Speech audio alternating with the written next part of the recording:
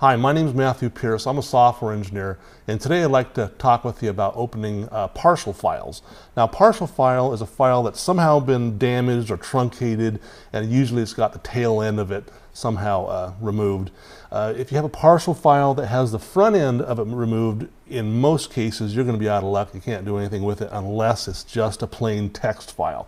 In that case, you probably will be able to view the tail end of it. But usually what happens is you'll have a file open, or you'll be downloading a file, or something in the back end will get chopped off or incomplete, and you'll have a piece of something that you might be able to do something with. Now, there's four basic buckets they fall into. One of them is a binary file, like an executable. Purely binary. It requires the entire file to be usable. So if you have one of those, like an executable that you were downloading or something that got chopped in half, well, you're basically out of luck. You're going to have to go find it again and download it.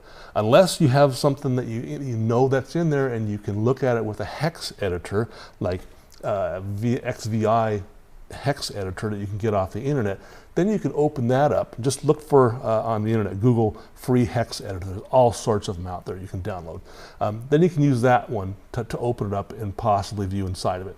But also, if you have something like a video file, like a .avi file or something, those can still be partially usable.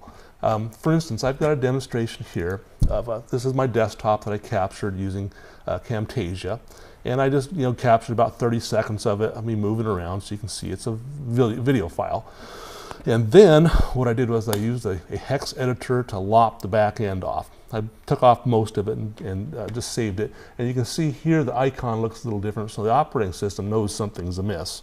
However, I can still open it up and view parts of it. I give out that far and then I get this error message. So the operating system was able to use part of it because it's a stream that it can read.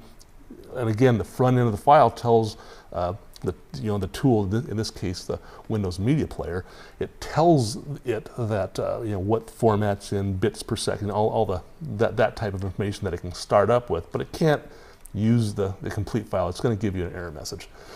Now, if you have something like a zip file, say you've got right over here I've got a demonstration there. That's a partial file demo of a zip file, and I've got another one here that is a partial. I took and chopped the back end off of it. If you open that one up, you'll see in WinZip that I'm using the evaluation version too. You can get this off the internet. It's a really nice tool. You can look and see there's a folder, and there are the files in it. I took both those two video files and put it in it. However, I've got this partial one, which I took a hex editor again, lopped the back end off again, so I made sure to corrupt one of those files in it, and then you try and open it, and it's going to give you, hey, I can't open that. However, there are tools out there that will allow you to open it and look at it. And if you look right here at Rent a Soft for this download, you can get a tool called Zip Repair that will repair zip files. And so it's going to be able to take that file. I've got an evaluation version again. You can get that off there offline, and then you can take and open your zip file. Got it right there in my desktop, partial right there, and you look and see right here, it sees the first file in there that it can actually repair, and then it's got the second one that it can't. So you can actually recover part of your zip file using a tool like this. Now,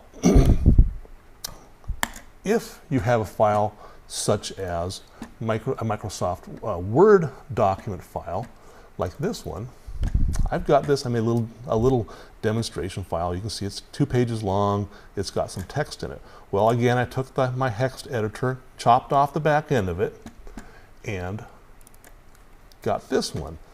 And it's telling me it's damaged. It can't open it. However, Microsoft Word is smart enough to say, hey, I can probably repair this. You say yes, it goes through, and it was able to repair it. So You know, it really depends upon what type of file you have that's damaged that you want to open. If you have, like say, just a plain old text file, you can open that up with any text editor and you'll still be able to view it no matter what's missing, because all it contains is ASCII text. But again, all of them can be opened up with a hex editor if you have any bit of it left, and then you can look inside of it and take a look and see what's in there and see if there's anything to save. My name is Matthew Pierce. Today we talked about opening partial files. Thank you for watching.